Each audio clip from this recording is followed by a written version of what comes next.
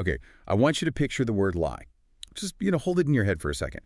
When we talk about lies in relationships, love, intimacy, all that messy terrain, where does your brain automatically go? To the crime scene, usually? Exactly. The crime scene, the secret second family, the text messages deleted at 2 in the morning, the I was working late when you were actually 3 towns over. Right. We're conditioned to think of lies as these massive structural betrayals that shatter a relationship into a million pieces. The kind of lie where there's a very clear before and a very clear after. Right. But that is not what we're doing today. Today, we're looking at something so much quieter. It's a type of deception that happens in the daylight, often while looking someone right in the eye. And here's the kicker. It's usually done with, well, the best of intentions. That's a generous way to put it. Well, we'll see if you agree by the end. We are doing a deep dive into an essay by the writer and philosopher Pedro Malha.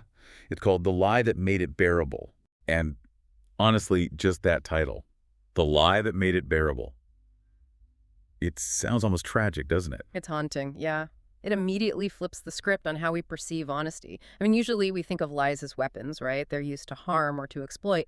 But Malha is framing deception here as a tool, a survival tool specifically. And that is our mission for this deep dive. We aren't here to judge the cheaters or, the scammers. We're here to unpack that gray area. We want to look at those moments where we don't lie to our partners to hurt them, but we lie to ourselves just to get through a specific moment in time. It's really a philosophical investigation into the limits of human honesty. Malha is asking a question that I think makes most of us squirm a little bit.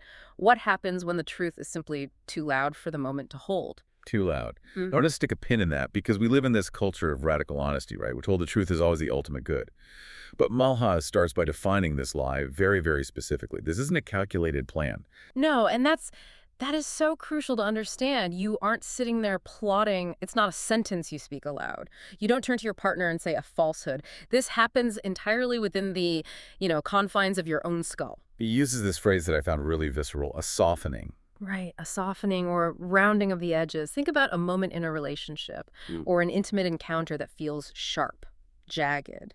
Maybe there's a disconnect or a sudden wave of boredom or just a feeling of, this isn't quite right. The reality of the moment is spiky. It's spiky, exactly. And if you touch those spikes, if you acknowledge them fully, it would hurt. It would stop the scene.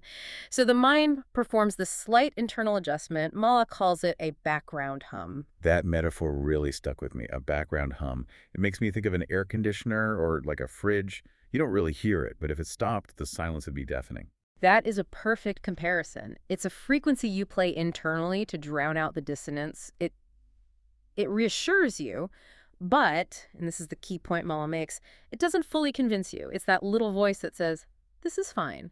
Or this implies something different than what it feels like it implies. So it's not full delusion then? You kind of know you're doing it. You know somewhere, deep down. But the function of the hum is continuity. That is the goal. Your mind realizes that if you acknowledge the full reality of your feelings right now, the boredom, the alienation, the ick, the moment would rupture. It would collapse. And we don't always want the collapse. No. I mean, sometimes you're at a dinner party, sometimes you're in bed. You just want to get to the end of the scene without debris falling everywhere. Malha gives these internal monologue examples that I think are going to catch a few listeners off guard. I know I paused when I read them. Like telling yourself, I am more comfortable than I actually am. Or I am exactly where I want to be. Even when your body is screaming that you aren't. Precisely. And Malha points out that the recognition of the truth doesn't disappear. That's sort of the tragedy of it. You know you aren't comfortable, but you take that knowledge and you place it carefully out of the way. You silence it so the scene can continue. It's like putting a screaming toddler in the other room so you can finish a phone call. You know the kid is there. Okay. You can hear the thumping, but you just need the immediate foreground to be quiet. That is a perfect analogy. And this brings us to the mechanics of how we do this. Malha introduces a concept called emotional translation. This was the most technical part of the essay for me, but also maybe the most relatable. And this happens specifically in high-stakes emotional moments, right? Like intimacy or sex. Yes. Malha argues that when the raw data of an experience is too harsh, the mind, essentially, it recasts it. It translates the feeling into a language we can tolerate. Okay, let's walk through the examples because they're very specific, and I think everyone listening has done at least one of these. Let's say I'm with someone. and I feel a distinct lack of connection, just emptiness. Okay, and that feels bad. That feels lonely. Emptiness suggests failure. So, the mind translates empty into casual. Oh, we're just keeping it light. It's supposed to feel this way because it's casual. So you basically rebrand the void as a lifestyle choice. Exactly. You've taken a negative emptiness and translated it into a neutral or even, positive social script. Another one, if something feels misaligned, like you are completely on different pages. Which usually induces panic.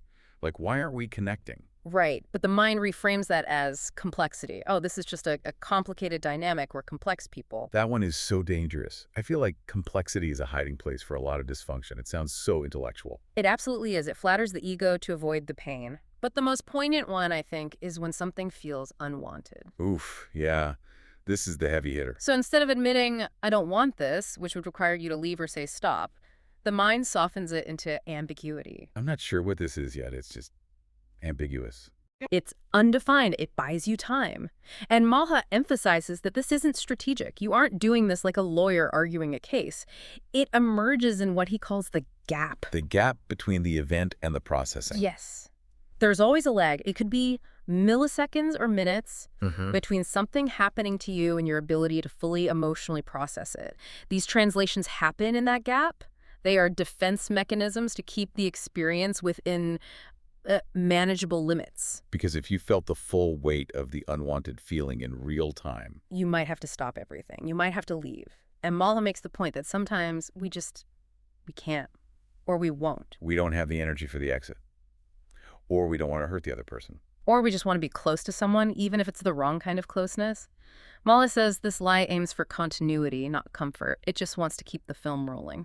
But this creates a huge conflict, right? Yeah? I mean, look at the culture we live in. We are obsessed with authenticity. We are told constantly we need to speak our truth, never settle, be raw. And here's Malha saying, actually, sometimes you lie to yourself just to survive a Tuesday. Is he? Is he arguing against honesty? Not exactly. He's challenging the modern obsession with immediate clarity. He argues that in these messy moments, truth is adjacent. Adjacent, like living next door. Living alongside, yeah. Maha suggests that the lie isn't the opposite of the truth in these moments. The truth is still there. It's, accumulating quietly in the corner. But the lie is the active force allowing you to function. It reminds me of that line about meaning being like a volume knob. Yes. This is a brilliant concept. Malha suggests that we can turn the meaning of a moment up or down to suit the emotional weather. Explain that. How do we turn the volume down on meaning? Well, imagine an interaction that feels too intense, too intimate for what you're actually ready for. You might internally turn the volume down and tell yourself, this means nothing. This is just physical. This is just a body thing, even if your heart is pounding. You strip the meaning out to make it safe. Correct. And conversely, if you feel nothing, if you're bored, if you're checking the clock, you might turn the volume up. This means something. This is building towards something. You add meaning to justify your presence. It's manipulation, but of the self. It is. And here is where the listener might be thinking, well, that sounds weak. That sounds cowardly. Well, I'll be honest, my initial reaction reading this was judgment. Like, just leave. If it's empty, get out of there. Why are we sympathizing with this? That's the standard reaction. But Massa reframes judgment entirely. He says this isn't evidence of weakness, and it also isn't evidence of resilience. It is simply evidence of being human in a situation without a clean exit. That's strangely relieving. So it's not a moral failing. No. Emotional life doesn't unfold in clean lines. It unfolds in compromises. The lie is an accommodation. It's not a solution. It's just a way of getting through. However, and I feel like we have to pivot here, because Mala isn't letting us off the hook completely. There is a cost. You don't get to distort reality for free. No. The bill always comes due. So Mala talks about the aftermath. What is left behind when we use these soft lies? He describes a residue of ambivalence. That line, having been there without having fully arrived. That phrase just captures it perfectly, doesn't it? Having been there without having fully arrived. It's the sensation of being a ghost in your own life for a few hours. You performed the actions, you said the lines, but the core of you was tucked away in that back room with the screaming toddler. And that leads to a very specific type of loneliness. It does. Because this lie, by definition, is private. It is structurally impossible to share it with your partner. I mean, think about it. If you turned to your partner in bed and said, I am currently reframing this awkwardness as complexity so I don't have to leave. Yeah, game over. The illusion just shatters immediately. Exactly. So you hold it alone. It creates this secret layer to the relationship. There is the experience you are sharing, and then there's the experience you are enduring inside your head.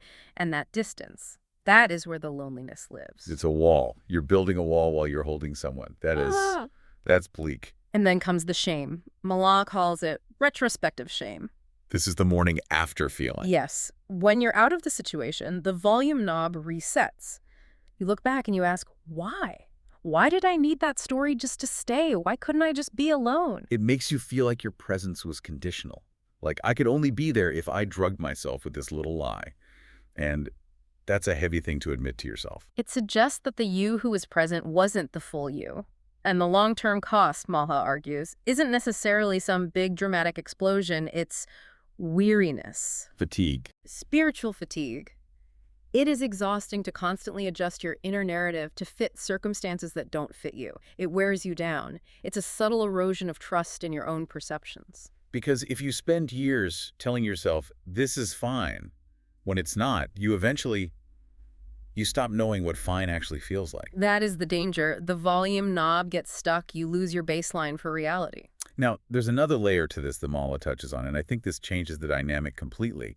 We've been talking about the individual lying to themselves. But what happens when both people are doing it? The shared lie. This is a profound concept. Mala suggests that sometimes two people enter a kind of mutual agreement not to look too closely at what is happening. It's like a pact of silence. In a way, it's a mutual tolerance of ambiguity. Both parties sense that the foundation is shaky. Both parties sense that if they ask the hard questions, what are we actually doing here?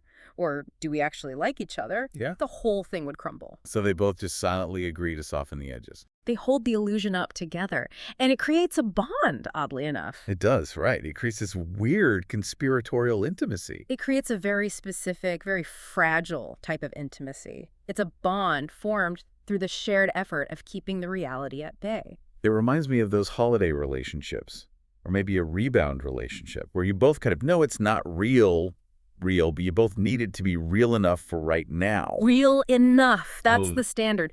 And Malha notes that these arrangements depend entirely on silence and timing. They are incredibly fragile. One honest sentence just destroys them. And when they end. Because they almost always end. Usually without drama, and that's the interesting part, because the bond wasn't built on a deep foundational truth. The breakup is often just a quiet dissolving. The lie can no longer be sustained, the energy runs out, and the people just drift apart. And you're left with that feeling of, what was that? Something was held together by something that was never quite solid. So we have the definition, the mechanism, this emotional translation, the cost, and the shared dynamic. Yeah. But how does Malha wrap this up? Because honestly, if we stop here, this is a pretty bleak diagnosis of human connection. We're all just deluding ourselves to get through dinner. Is there a resolution? Do we fix this? And that is the most provocative part of the whole essay. Malha explicitly states, this lie does not ask to be forgiven. It does not ask to be celebrated. And it doesn't even ask to be resolved. So we don't need to fix it. We don't need to go to therapy to stop doing this. No. He argues for acceptance over resolution. The lie simply exists as a trace of how a moment was lived. It's not wisdom. No, and I appreciate that he doesn't try to turn it into some hallmark lesson. He says it doesn't transform into clarity or wisdom. It remains what it was. An imperfect tool used by an imperfect human to survive a messy situation. That is actually incredibly freeing. Because I feel like we always want to sanitize our past. We want to look back and say, oh, I stayed in that bad relationship to learn a lesson about self-worth. Right. We want to monetize our pain into personal growth. We want an ROI on our suffering. Exactly. And Malha's saying no. Sometimes you just stay because you were lonely and you told yourself a story to make it bearable. And that's it. That is it. It is evidence of being human. It requires recognition, not condemnation. We need to allow these lies to just sit in our history without trying to scrub them out. It's about being gentler with our past selves. Absolutely. Yeah. If we connect this to the bigger picture of how we view our lives, it's about understanding that we are not always the heroic protagonists of our own stories, making clear, bold choices. Sometimes we're just trying to keep the scene from falling apart. Just trying to get to the end of the scene. And that is okay. The lie made the moment bearable. The bearing of it had consequences. Both things are true. Both things are true. That's a powerful place to land. It removes the binary of good choice versus bad choice. It leaves us with the complexity of lived experience. So for everyone listening, we've all been there. We have all turned that volume knob up or down. We've all translated empty to casual at least once. And if you haven't, you likely will. It's part of the machinery of intimacy. I think the big takeaway here is the relief of just dropping the gavel. You don't have to judge every past compromise as a moral failure. That's right. You can look at it simply as a mechanism of survival. You survived the moment, the lie did its job, it's over now. And that leads us to a final thought I want to leave you with, something that's been bouncing around my head since reading this. We spend so much energy trying to force immediate clarity on our messy lives. We want to know right now what everything means. We want the label. But what if we stop doing that? If we stop trying to force immediate clarity, could we look back at our past accommodations? Those lies that made it bearable, not with shame, but simply as a recognition of how we survived.